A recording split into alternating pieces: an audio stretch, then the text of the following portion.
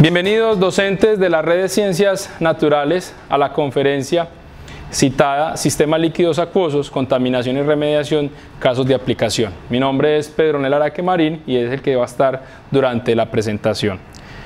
Es importante para esta presentación tener en cuenta el siguiente contenido. Hay unas generalidades, pero estas generalidades están basadas en lo que es el ciclo del agua.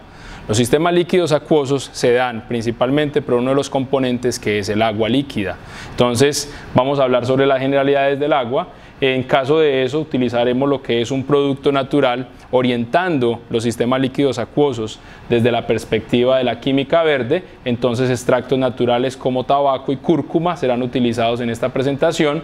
Hablaremos de la fitorremediación, es decir, cómo podemos utilizar sistemas biológicos para remediar contaminación generada por líquidos acuosos, ya sean en sistemas sólidos o líquidos, y también vamos a tratar uno de los líquidos acuosos más relevantes hoy en día, que son los residuos industriales, y el caso que vamos a tratar son residuos de incubación. Entonces nuestra presentación va a estar orientada a casos de estudio, ¿sí? Para esto entonces traigo a colación el ciclo del agua. Este es el ciclo del agua sin nosotros, ¿sí? Es entender el agua si está en un proceso de precipitación, si hay precipitación hay escorrentía, entonces va a formar lo que son los ríos, después va a llegar a los mares, se pueden generar lagos, pero también hay una filtración a la tierra. Esa filtración es donde se alimentan las plantas, hay una evaporación o transpiración por plantas, también hay evaporación de lo que son sistemas donde está concentrado el agua y vuelve por condensación a las nubes, se transforma y vuelve y precipita. Entonces, este es el ciclo del que todos trabajamos en química verde, pero hay que ser claros en esto. El ciclo del agua sin nosotros, o sea, como era antes de que apareciéramos en la Tierra. Este es el ciclo del agua con nosotros. Entonces ya cuando estamos en el sistema terrestre, entonces ya tenemos procesos porque nos tenemos que alimentar, entonces hacemos cultivos, pero esos cultivos se atacan con plagas, esto hay que controlar las plagas, entonces empiezan un sistema de ecosistemas a interactuar, o de sistemas mismos, y cómo entender entonces un sistema y el entorno y sus alrededores para hacer colación a lo siguiente. Si yo voy a trabajar o si tengo, por ejemplo, un sistema de riego, hay unos vertimientos industriales. Esos vertimientos industriales se producen también por generación de la industria, que tiene que ver con la manufactura que se utiliza. Vamos a utilizar pesticidas, como lo decía anteriormente, hay un control de plagas, ¿sí?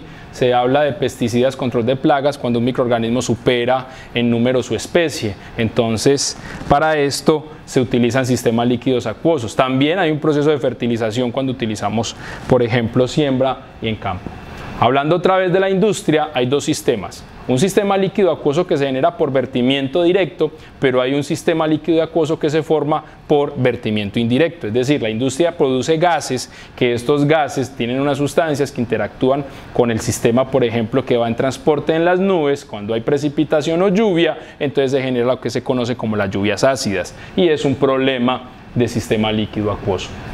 También tenemos que hay una explotación minera, entonces estamos sacando del sistema que ocultó por muchos años la naturaleza algunos minerales tóxicos, entonces aquí se hace un lavado, por ejemplo, se obtiene uno de los metales preciosos que es el oro, pero para tener el oro o obtener el oro o extraerlo, por ejemplo, de una mina o un proceso que tenga, por ejemplo, en las montañas, utilizamos mercurio, el mercurio va al agua o puede ir a los suelos, y esa es la contaminación que estamos teniendo ahora.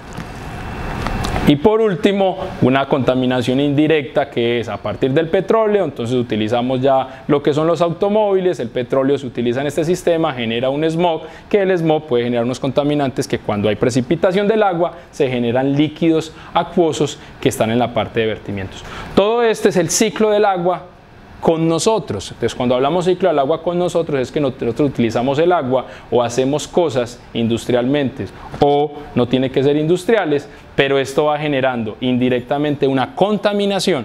Entonces los sistemas líquidos acuosos pueden ser para bien, pero también pueden generar un daño o ser nocivo para la salud.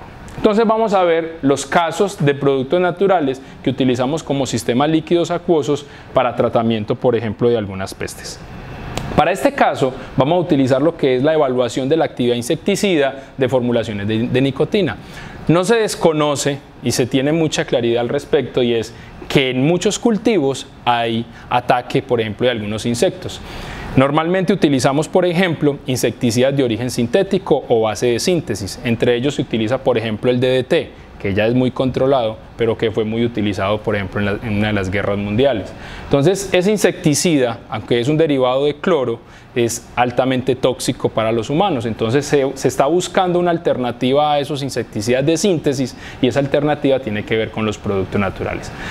La nicotina, que proviene del extracto de tabaco, por nuestros ancestros se ha utilizado el tabaco como insecticida. Entonces volvemos a esa química verde, volvemos a esos productos naturales para ver si podemos remediar un poco esa actividad del sistema líquidos acuosos a base de síntesis y cambiarlos por naturales. Entonces, pero entrando un poquito en contextualización de lo que es un insecticida. Entonces, un insecticida es una sustancia o mezcla de sustancias que se formulan o se elaboran para ejercer una acción biocida sobre insectos.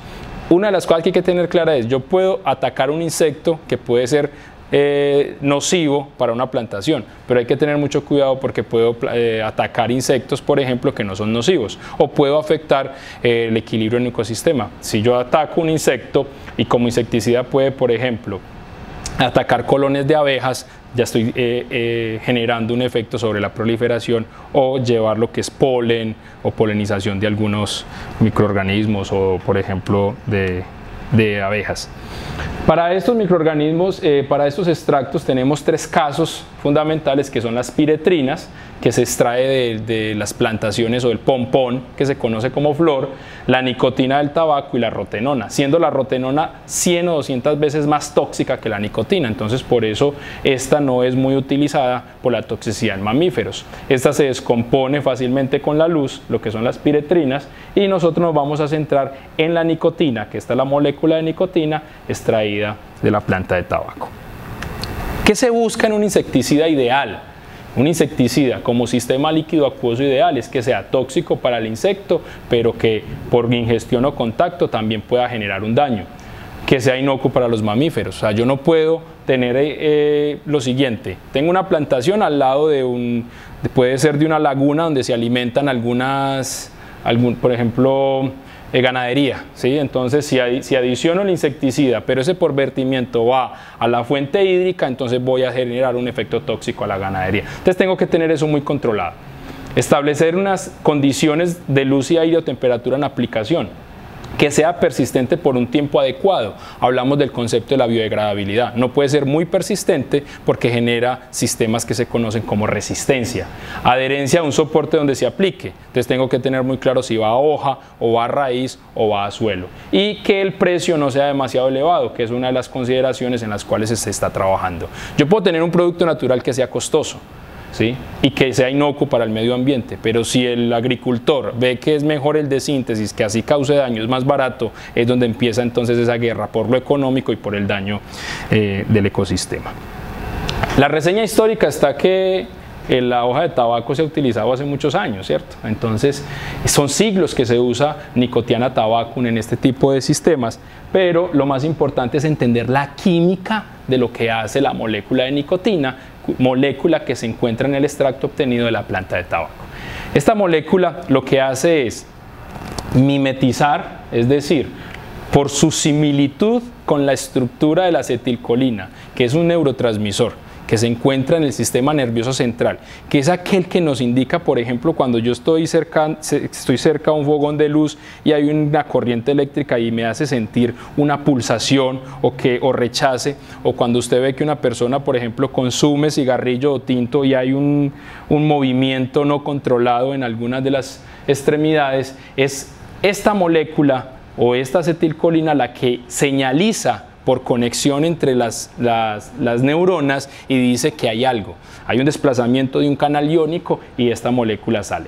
Al salir esta molécula viene otra, una macromolécula llamada acetilcolinesterasa, que hace un corte aquí, entonces yo puedo volver a dejar mi músculo en la situación en la que estaba. De lo contrario, haré movimientos no controlados, y eso es lo que se usa, por ejemplo, para el control de insecticidas.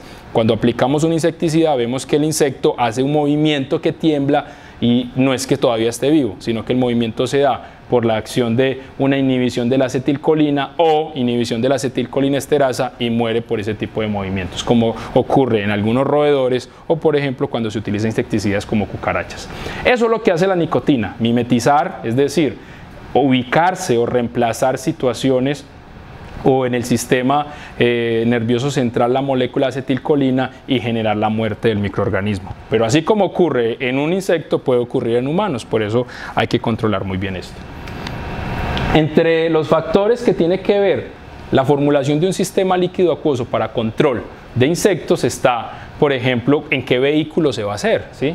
La estabilidad de ese insecticida y el control a un escalamiento de formulación. Y ahí hay uno de los problemas, esto es donde ya voy a una escala industrial y esa escala industrial va a generar un residuo, entonces ¿qué voy a hacer con los vertimientos?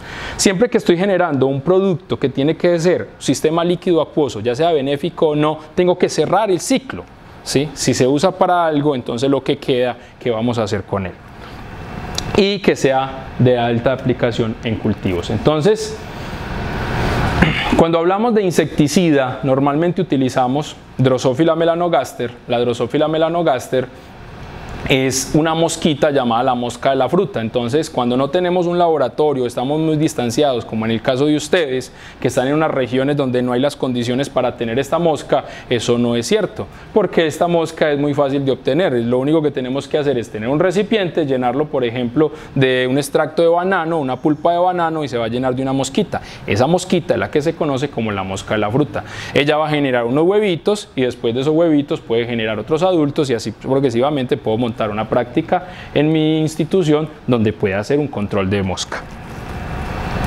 Otro sistema que se utiliza, por ejemplo, para evaluar un sistema líquido acuoso es el frijol. Entonces yo en el frijol puedo ver si lo que estoy aplicando tiene un efecto o no sobre la superficie de la planta. ¿Y eso por qué se hace? Porque mi sistema líquido acuoso puede ser insecticida, pero cuando se aplique me puede dañar el cultivo. Entonces debe tener uno esa consideración, es cerrar el ciclo.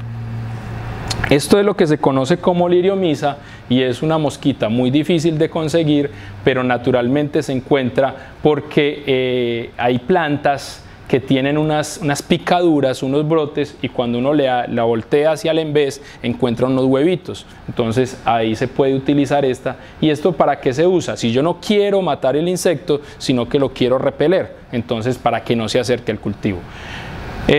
Para hacer estos estudios se utiliza, por ejemplo, ruda. Entonces yo no voy a utilizar un sistema líquido acuoso como extractos de nicotina, pero sí puedo utilizar plantaciones de ruda o plantas aromáticas que pueden generar ese efecto repelente.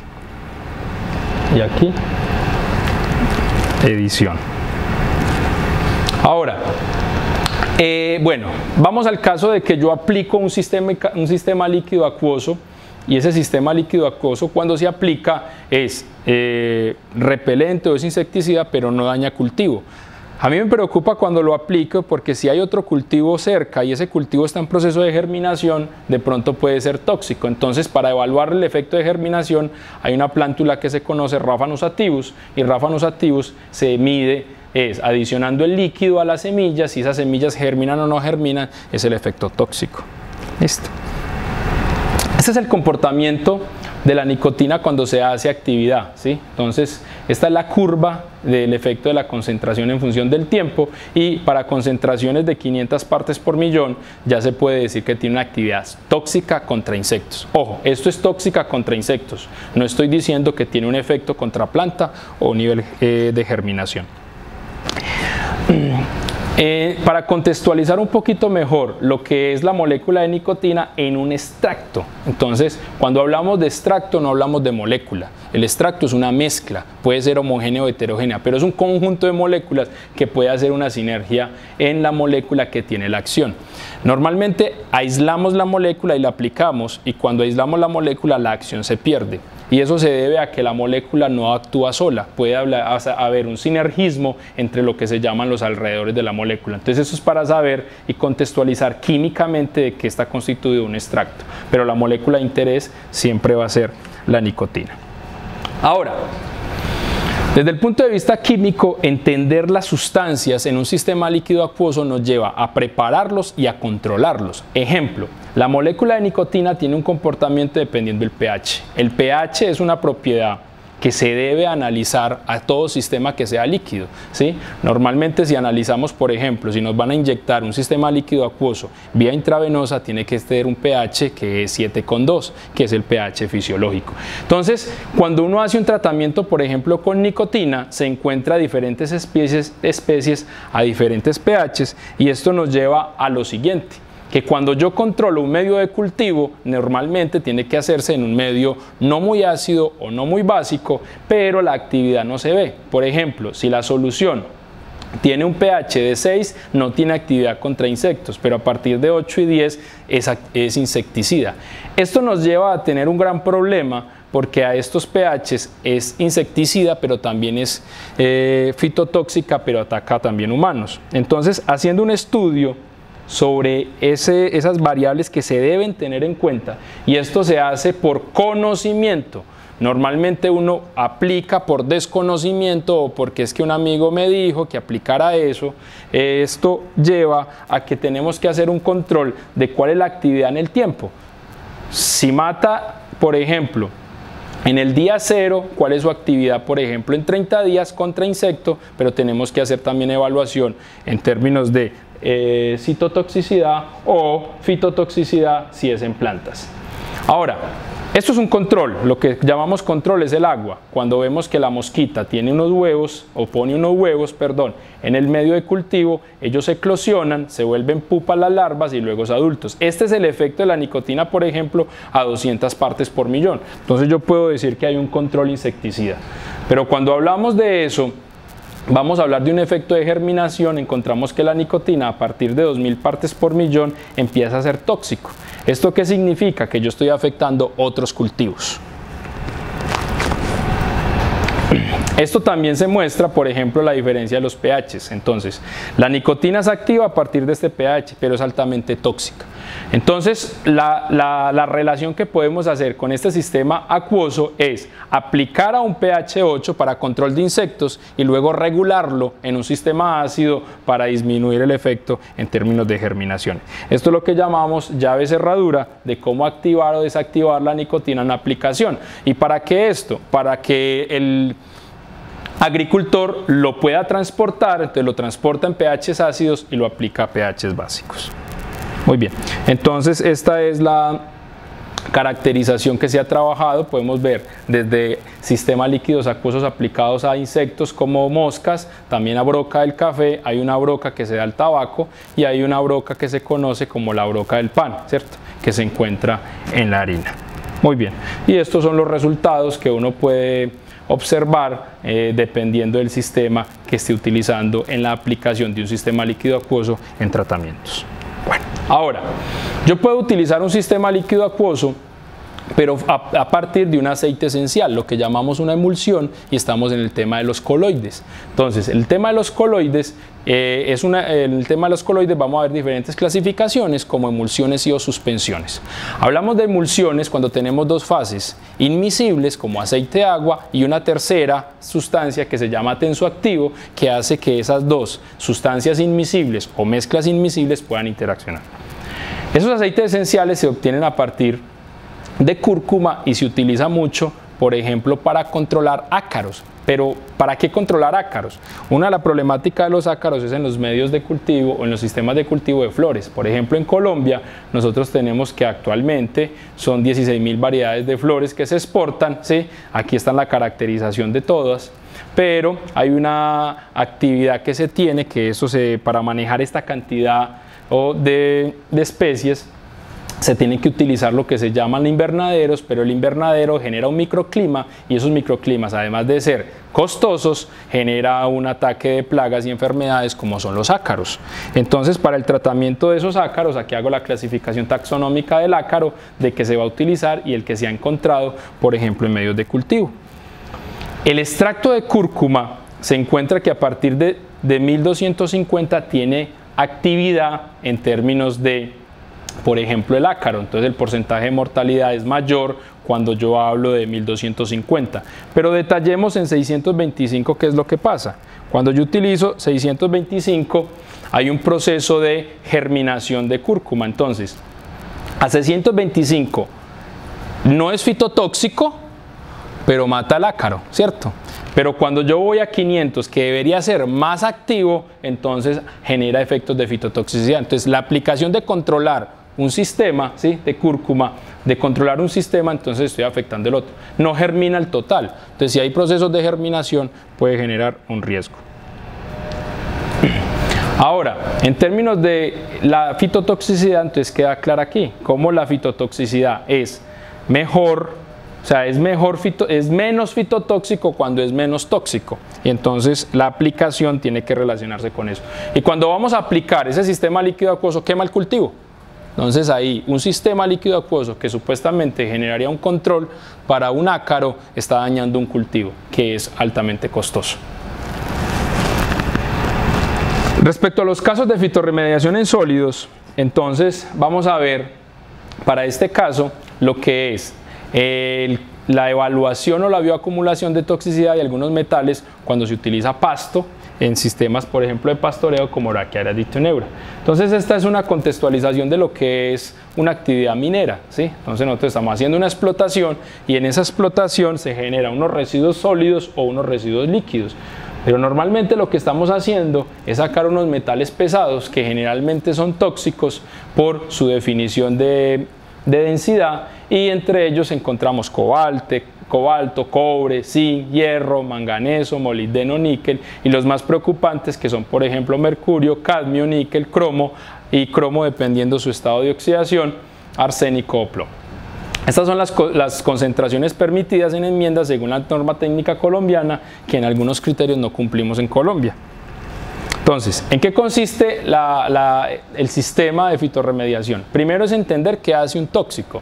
Entonces, por ejemplo, si yo tengo un sistema tóxico que va a ir, por ejemplo, por vertimiento inadecuado a un cultivo, entonces lo que hay es una transferencia de la sustancia tóxica al cultivo.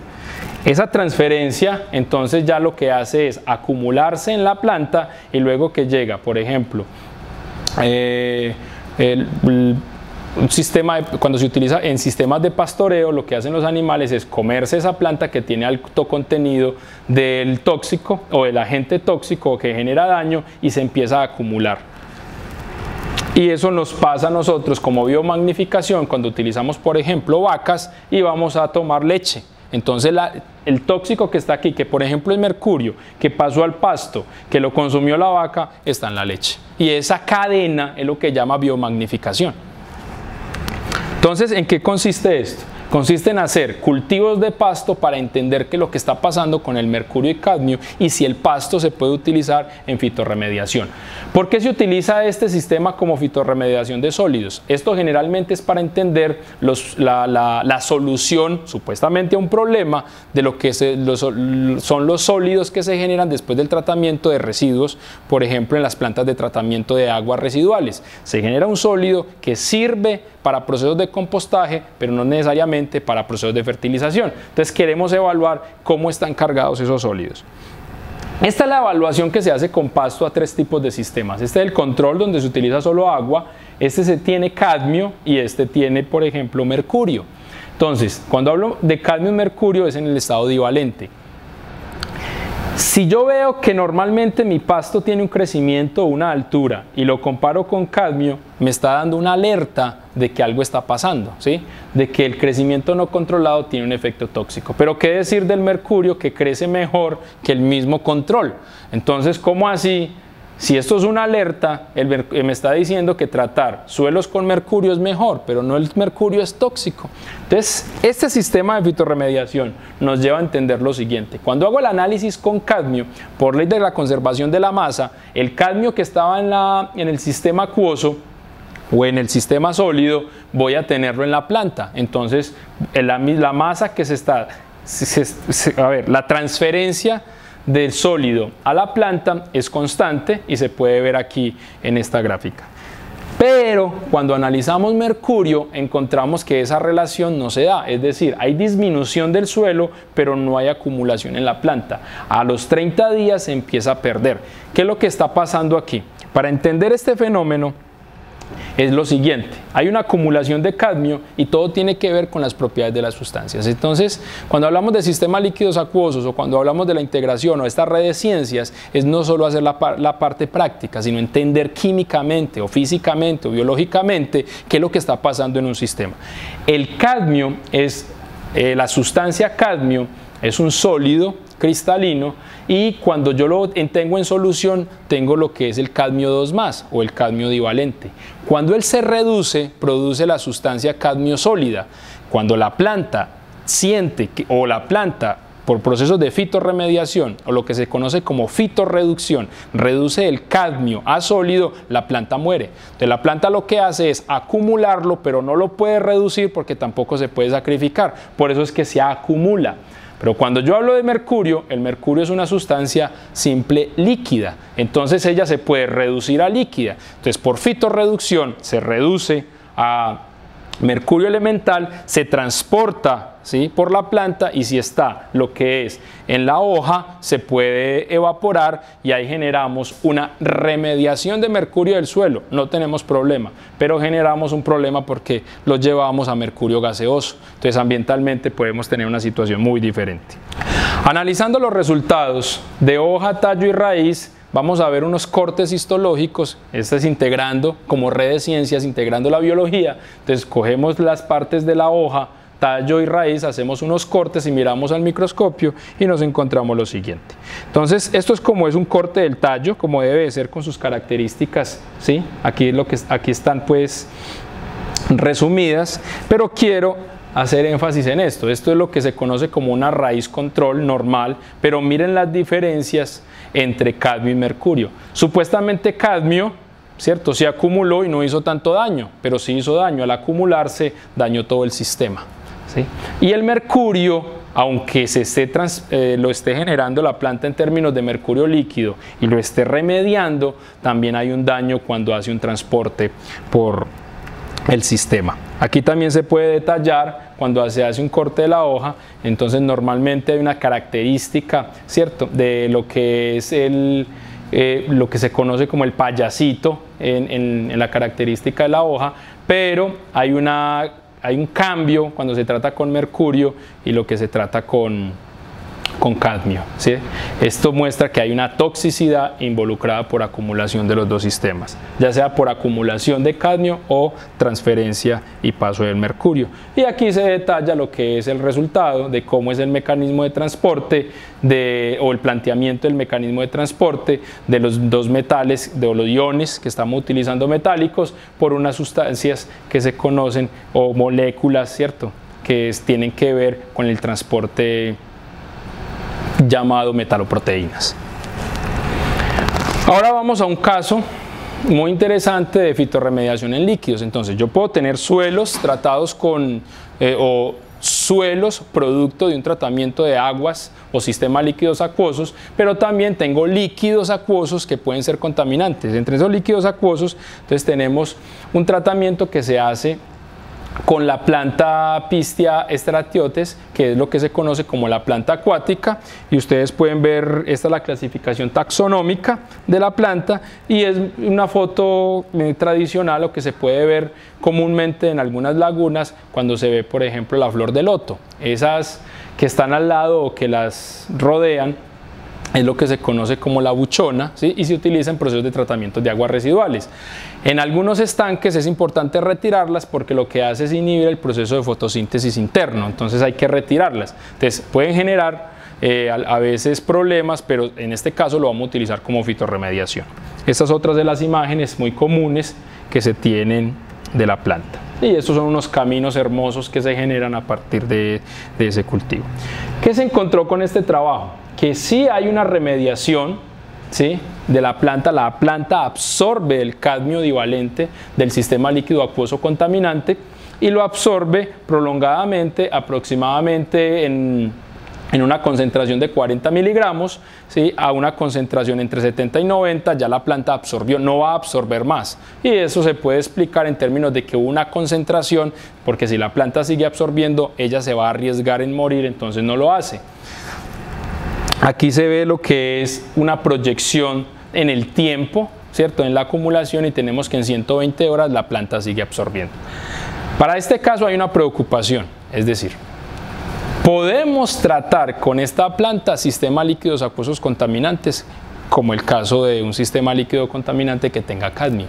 El problema es que yo retiro la planta y esa planta tengo que llevarla a un proceso de compostaje. Ese proceso de compostaje lleva a evaporación natural de la planta. Esa evaporación del agua reduce más o menos en un 70% en masa, el cadmio se concentra. ¿Qué voy a hacer con ese sólido?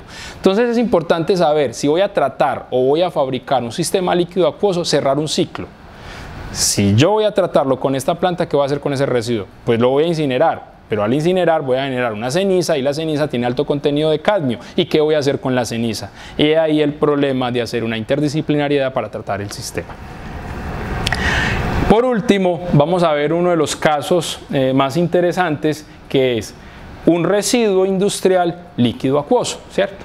Entonces, este tipo de residuo son los residuos que se generan como residuos de incubación. Entonces, en la industria alimenticia, por ejemplo, en los galpones donde se hace comercialización de huevos, entonces hay un alto contenido de huevo, pero esos huevos yo también puedo generar o tener un criadero de pollos. Entonces ese paso, esa incubación de esos huevos a pollo genera unos residuos. Entonces voy a hablar de lo que es el sistema de incubación natural. Como algunos lo conocimos o nuestras generaciones futuras lo van a ver es por YouTube, ¿no? El proceso natural es que la gallina tiene 21 días para empollar un huevo, ¿sí? Entonces lo que hace es que pone el huevo y hace unos movimientos de voltear el huevito para poderle darle aireación y una temperatura al huevo, ¿cierto? Esa aireación tiene que ver con el CO2 que tiene el huevo. Por eso algunos que conocimos o que vamos a conocer o vemos o lo mostramos a los muchachos, la gallina cuando está, decimos en término culeca, no tiene pelitos en la parte del abdomen, y esos pelitos se quitan de ahí para poder darle la temperatura. Entonces ella misma se los arranca para poderle darle la temperatura al huevo, y vemos cuando ella mueve las paticas para dar ventilación al huevito. Pero eso ocurre en 1 o 2 huevos, pero cuando vamos a niveles industriales ya tenemos otra cosa. Es un sistema artificial, ¿sí?, que utiliza al mismo tiempo, pero ya son máquinas que hacen volteos de intervalos de 1/4 de hora por 4 horas, pero la ventilación se hace por inyección del 21% de dioxígeno y 0.5% de dióxido de carbono. Esta magnitud industrial, lo que llamamos nosotros una incubación artificial, va a generar unos residuos que hay que tratarlos. ¿Cuál es el proceso de incubación?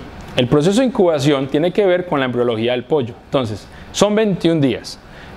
En el día 1 debe haber fecundación. Luego se da el día 6, día 12, día 15, día 18, que es ya la formación del embrión. En el día 18, el embrión se le acaba el oxígeno. Y es la naturaleza la que le lleva que no tiene oxígeno, el polluelo o el embrión se está ahogando, entonces él busca salir y por eso rompe el cascarón. Al romper el cascarón entra oxígeno y ya entonces él sale del cascarón. En los residuos de incubación, ahí sale el pollito, ¿cierto? En el residuo de incubación nos vamos a centrar en 2 días, en el día 1 y en el día 18. En el día 1 porque no hubo fecundación. Entonces, si no hubo fecundación, al día 21 no va a crecer pollo, ¿cierto? Es muy difícil de verlo naturalmente. Artificialmente se ponen luces, donde las luces lo que hacen es iluminar el huevo, entonces uno puede ir antes del 21 día y sacar los huevos que no tienen formación de polluelo. Pero es pues tedioso para hacerlo. El día 18 es un residuo porque si en el día 21, o sea, sí se dio la fecundación, pero en el día 18 el polluelo se ahogó. O sea, no tuvo las habilidades de romper el cascarón, entonces él se ahoga. Y en el día 21 no sale. Pero no siempre es así.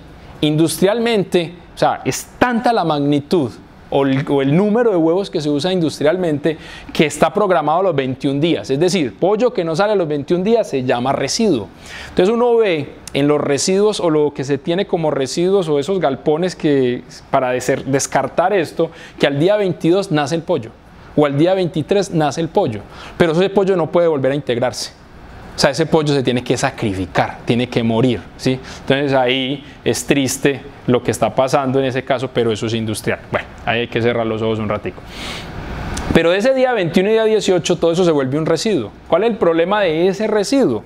Entonces yo quiero hacer como una connotación importante aquí.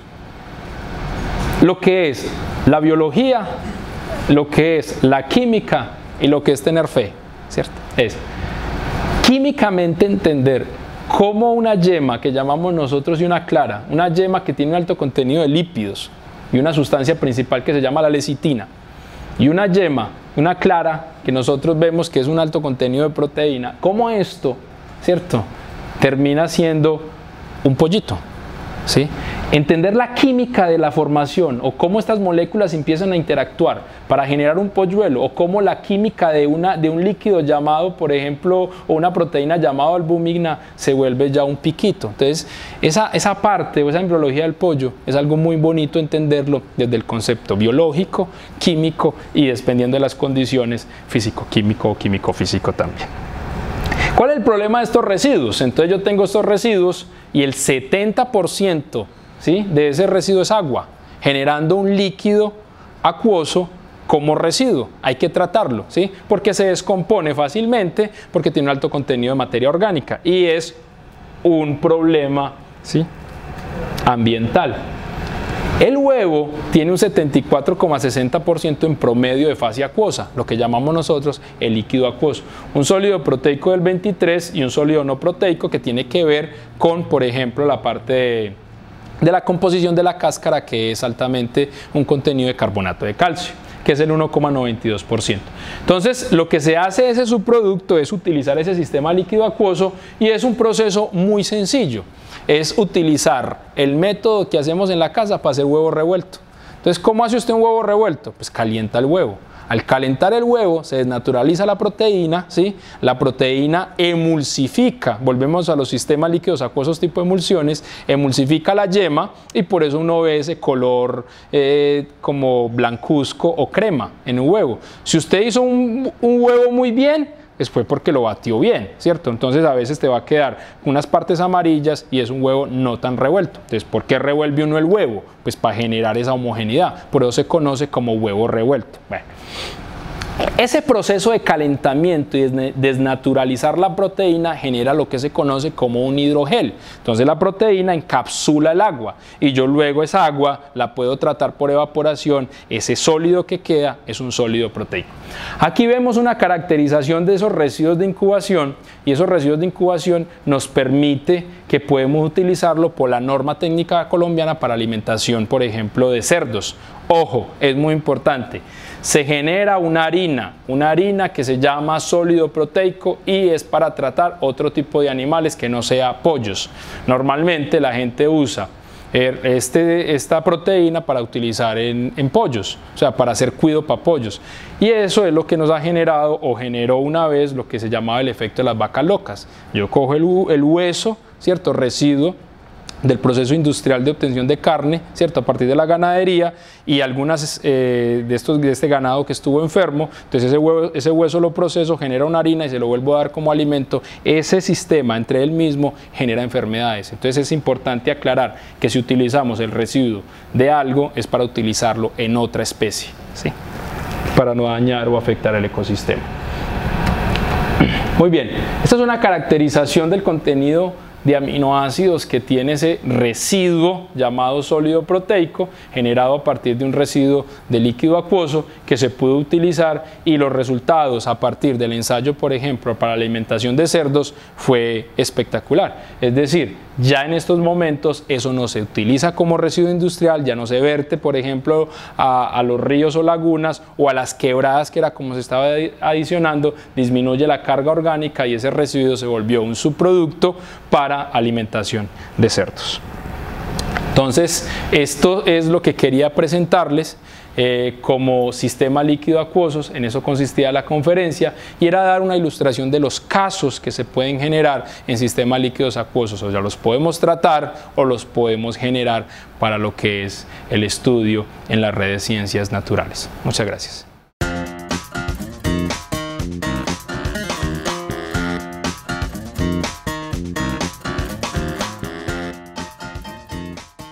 El pesticida perfecto. Bueno, respecto al pesticida perfecto, yo considero lo siguiente: que sea inocuo para el medio ambiente, ¿sí? Que sea producto natural, que no sea tan biodegradable como todo el mundo considera, ¿cierto? Que tenga una biodegradabilidad controlada, que ataque el insecto por medio de ingestión, por medio de inhalación, ¿cierto? Y por contacto. Eso sería como lo ideal del insecticida perfecto. Que no genere fitotoxicidad en cultivo. Y una de las cosas que no hemos podido controlar, o dos, que las que no hemos podido controlar, la primera es que no ataque insectos benéficos y que podamos decir con qué se cura si hay intoxicación en humanos, porque normalmente no decimos cuál es el control. Por ejemplo, si hay un riesgo, suponiendo que tenemos un insecticida perfecto de origen natural, pero él tiene cierta toxicidad y puede generar toxicidad en mamíferos. La toxicidad se da por términos de concentración y una persona que desconozca lo ingiere, tenemos que dar un tratamiento. Normalmente para tipo de insecticidas que atacan el sistema nervioso central es atropina, pero si no se sabe qué es, entonces va a generar dificultad en encontrar la solución. ¿Cuál es el caso para traer a colación como ejemplo? El veneno de serpiente. ¿Cierto? Si hay una mordedura de serpiente, se dice que hay que llevar o decir o dar una caracterización de la serpiente, porque a partir de ese veneno es que se saca el suero, ¿cierto? Para controlarlo. Entonces yo no puedo decir cualquier tipo de serpiente allá. Entonces ahí es lo que yo considero, que tenga esas propiedades, pero que podamos decir con qué se controla si por error hay una ingestión.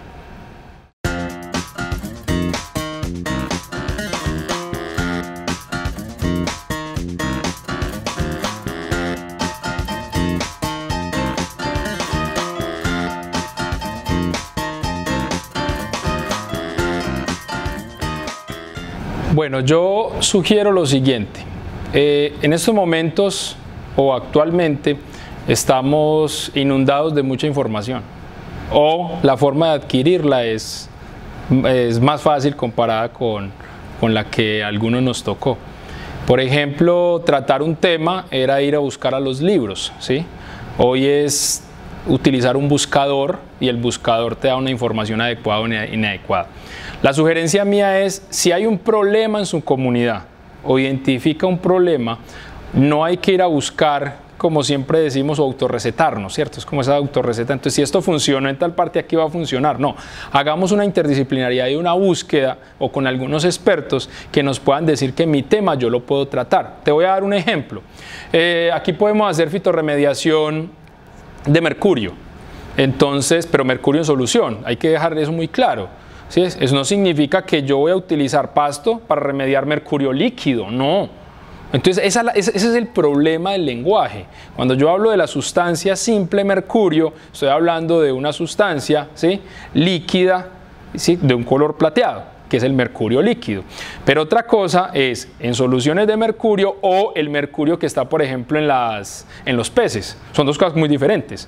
El mercurio que yo utilizo en minería, que por un proceso va a llegar a los peces, entonces el mercurio tiene una forma química diferente. No se trata igual, ¿sí?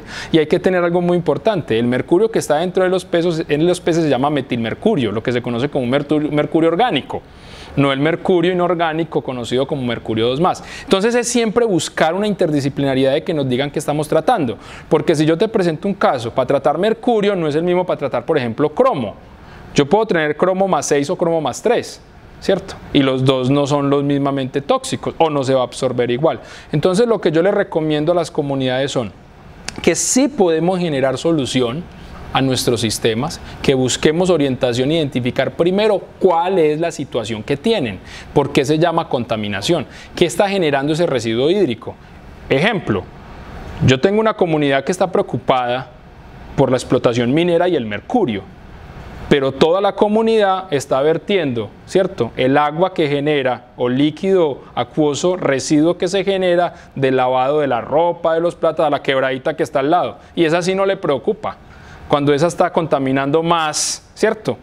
¿Por qué no la están tomando? Sino porque esa espuma que está generando por sistemas tensoactivos está absorbiendo el oxígeno disuelto que está ahogando los peces. Entonces, cuando uno ve a veces casos que hay una mortandad de peces, y uno dice, no, es que es el sistema climático, ¿sí? Cuando uno va a mirar es que no hay oxígeno ahí, y si no hay oxígeno es por un error de nosotros mismos. Entonces es decirle a la comunidad, identifique su problema, miremos en esa red de ciencias quién tiene información, no nos vamos solo a lo que está publicado, ¿sí? Porque lo voy a hacer muy claro, estos son casos de publicación científica, todos estos son casos de publicación científica que no funcionan sino en el laboratorio. Industrialmente aplicado son los que están aquí también, o sea, aquí hicimos ese riesgo de ir del laboratorio a publicarlo, por eso nosotros tenemos un déficit en ciencia, tenemos nuestros mejores científicos pero no hemos solucionado ningún problema social, ¿sí? Y es como la industria farmacéutica, es la que más vende y tiene la solución a muchas enfermedades, pero no nos pueden curar, ¿sí? Y puede ser atrevido decirlo, pero es la verdad. Entonces, ¿para qué te voy a curar y tú a quién le vendo? Ejemplo, las tabacaleras, sigamos vendiendo tabaco porque damos plata para la salud, sigamos sacando licor. Entonces, hagamos una interdisciplinariedad social y científica, ¿cierto? Identifiquemos nuestros problemas y cómo los podemos integrar.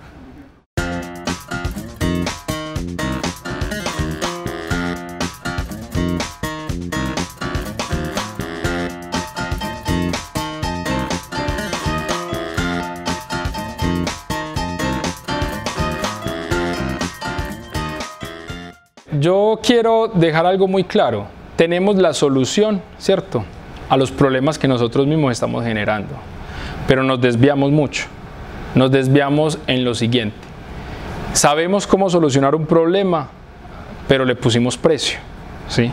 Y además de ponerle precio, nos pusimos precio nosotros, entonces, además del sistema ético, ¿cierto?, lo volvimos político. Cuestionamos nuestro sistema en Colombia porque uno se aterra de cómo ver que hay plantas de potabilización de agua en San Andrés y no ha podido instalar una en La Guajira, o no hay en Santa Marta, o no hay en Cartagena. Si todo el mundo ha publicado sobre un sistema de diálisis, ¿sí?, de recuperación de agua del mar, entonces ¿por qué no está allá? Entonces ya uno lo va a ver a otro nivel. O cómo, por ejemplo, si se genera el planteamiento de una situación cuando estamos llegando a un sistema, por ejemplo, de elecciones. Entonces ahí sí participamos en política, pero cuando ya el otro está planteando una solución y vendimos nuestro voto, ¿sí? Entonces, culturalmente es enseñarle a nuestros muchachos o enseñarle a los profesores que no nos pongamos ese precio, que si vamos a hacer investigación o vamos a hacer ciencia o nos estamos formando o la gobernación está capacitándonos, es para que nosotros hagamos un efecto a nuestra sociedad, pero no lucrarnos nosotros solos. Entonces nos buscamos lucrarnos, pero si nos vamos a lucrar, lucrémonos de conocimiento, ¿cierto? No aprovechar la situación del otro para lucrarnos. Entonces socialmente podemos hacer ese trabajo y lo tenemos cómo hacerlo. Te voy a dar el ejemplo más claro. ¿Por qué nosotros no reciclamos en Colombia? ¿Y por qué si reciclamos, el carro que pasa por esa basura la mezcla? Si tienen las capacidades de hacerlo. O si vamos al otro caso es, si una comunidad recicla, ¿por qué le siguen cobrando la tasa de aseo como se la cobran? ¿Por qué no le disminuyen la tasa de aseo porque reciclaste? No, yo reciclo, pero sigo pagando lo mismo. Entonces, una comunidad pequeña que quiere hacer el cambio, ¿cierto?, es colonizada por aquella que no, y es aquella que no dice, pues ¿para qué se va a pagar lo mismo? Entonces es cambiarle eso y dice, no, no lo haga, hágalo usted. Somos muy poquitos, que para generar un cambio ambiental no va a hacer tanto efecto, pero al menos le enseñamos a nuestros antecesores pequeños que eso se tiene que hacer. Caso trivial, ¿para qué voy a dejar de adicionar basura al suelo si estoy pagando para que la recojan? O sea, es un pensamiento absurdo. Entonces ahí es donde yo digo, nuestras comunidades necesitan es que nosotros seamos el ejemplo de eso. Entonces estos sistemas líquidos acuosos yo los planteo aquí para solucionar un problema, pero ya otro está viendo un negocio. Entonces ya otro está viendo, bueno, entonces voy a ir a hacer insecticidas, voy a vender insecticidas, voy a ir a vender residuos, voy a coger el residuo de incubación y voy a cobrar por tratarlo. Entonces se volvió, entonces ¿por qué no hacemos un sistema integrado? Es decir, esa empresa que está generando ese residuo, entonces si lo trata, le disminuye sus impuestos, pero esos residuos lo pueden utilizar los campesinos para tratar, o sea, o alimentar su ganado, pero no. O sea, estamos yendo por otro lado. Entonces nos formamos, la gobernación hace un trabajo fundamental en nuestra capacitación. Esta red de ciencias se quiere generar eso, pero es para capacitarnos en ese sentido. Y como para terminar, es dejar claro que esta capacitación es para que podamos capacitar a otros, generemos una red de ciencias y quitemos ese pensamiento de que es que esta capacitación me da un diplomado y me va a dar puntos y me va a dar más plata. ¿Y los demás qué? O sea, no, vuélvase, o sea, pregónelo. O sea, usted se capacitó, entonces tenga un grupo y usted capacítelo para generar lo que se llama la red de ciencias, porque esta red de ciencias se queda solo en de ciencias, o la red se quedó en que atrapó a todos los que estaban ahí, pero no generó esas articulaciones.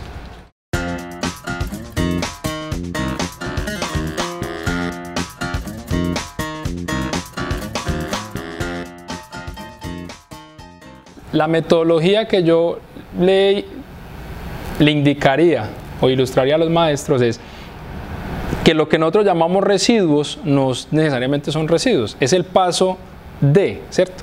O sea, yo hice algo, pero generé un residuo, pero ese residuo nosotros lo decimos es porque ya no tenemos nada que hacer, o porque lo vamos a tratar o lo vamos a descartar.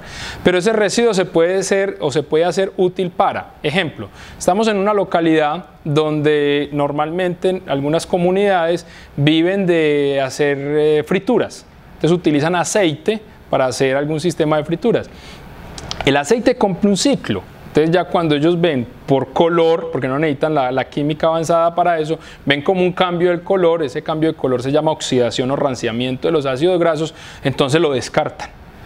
La situación es esta, no lo descarte por la poceta, no lo descarte por el vertedero, hay unas trampas de grasas, pero esas trampas de grasas son líquidos y los líquidos son difíciles de manipular. Entonces una sugerencia es, esos ácidos grasos no los descarte, mézclelo con acerrín, ¿cierto? O mézclelo con papel y llévelo a un proceso de degradación y ese proceso de degradación te va a dar un fertilizante llamado compostaje que lo puede adicionar con la misma maleza que lo puede. Entonces ahí da o sea, ese residuo se volvió un subproducto, por ejemplo, para utilizar en la fertilización de suelos. ¿Listo? Otro caso es, por ejemplo, lo de los pollos. Entonces hay galpones, en nuestras comunidades algunos tenemos galpones, pero entonces ese era a tocar la puerta y decir allá qué están haciendo con el residuo, ¿será que lo podemos tratar? Podemos plantear un proceso de tratamiento, porque no solo sale proteína, el mismo carbonato que se puede utilizar en procesos de alimentación o para remediar, por ejemplo, aguas, porque el mismo carbonato puede absorber algunos metales. Entonces es volverlo un producto. ¿Qué es lo que necesitamos? Que nuestra comunidad genere un grupo o un sistema que trate residuos. ¿Sí? Entonces es decirles, usted tiene un residuo, su comunidad tiene un residuo, entonces lo vamos a tratar. ¿Cómo lo vamos a tratar? Por ejemplo, lo de la mosca. Voy a utilizar un fertilizante, pero entonces tengo que viajar a Medellín o tengo que ir a un laboratorio certificado que me dé la mosca. No, esa mosca está en todos lados. La diferencia es la trampa, y la trampa es una fruta. ¿Sí? Así como vemos que la guayaba tiene un insecto que lo botamos, ¿cierto? Lo que es la larva de la guayaba, se puede utilizar entonces las pulpas. Entonces enseñar a hacer pulpas, normalmente es más común, es más económico el banano, pero yo puedo hacer cualquier pulpa que tenga azúcar o con la misma melaza y lo hago una trampa, entonces las mosquitas van llegando, ¿sí? Y cuando llegan entonces depositan los huevos. Era lo que hacían nuestros viejos, que eran las trampas de vinagre. Por eso se llama la mosca de la fruta o la mosca del vinagre. Pero la trampa del vinagre era para atraerla y matarla. En este caso es para ponerla a proliferar. Otro subproducto que puede generar ahí, que está dando mucha fuerza, es utilizar la materia orgánica para alimentar lombrices. Y esas lombrices se sacan de ahí, se deshidratan, se pulveriza y se saca proteína, ¿cierto? Pues no la quiere comer usted, pero la puede generar para animales. Entonces es que aprendamos en nuestra comunidad que tenemos que cerrar un ciclo con los residuos que nosotros tenemos, y cuando se llama ciclo, ya ese residuo es un subproducto. Eso sería. Exacto. Lo que iba a decir es porque hay una tendencia o ha habido una práctica, digamos, bastante limitada con el concepto de residuos, y limitarse los residuos solo a las basuras corrientes. Exacto. Las instituciones educativas en su proyecto ambiental escolar hablan de una problemática relacionada con el inadecuado el inadecuado tratamiento o manejo de los residuos sólidos, pero se limita solamente a botellas, Ajá. servilletas, pero uno ve que ese manejo inadecuado toca un montón de... Sí, es que ese manejo inadecuado se llama por separación en la fuente. Por ejemplo, hay un residuo que va a aumentar porque ya en nuestras casas tenemos un animalito, entonces ya tenemos un perrito. Y se nos volvió un problema las heces de nuestros animales, sea tanto, por ejemplo, en el caso de gatos o de perros. Pero cuando en estos momentos ya hay empresas, hay instituciones, pues uno lo puede decir a nuestra comunidad, bueno, entonces vamos a reunirnos donde vamos a ir a llevar el popó del perrito. Se hace un compost, un fertilizante, y lo he hecho, y es completamente, y cumple todas las normas, la norma técnica colombiana. O sea, se hace un proceso de compostaje y se utiliza para fertilización en campo. Entonces ese problema ambiental, pero ¿cuál es el problema ambiental? Es el residuo del animal, no, la bolsa plástica, que no es degradable. Entonces el problema no es no comprar bolsa, el problema es que entonces no hagamos bolsas de plástico, hagamos bolsas las que se hacían antes de papel. Entonces hoy se está generando, coja los residuos en bolsa de papel, porque la celulosa es degradable, y ponga todo a compostar.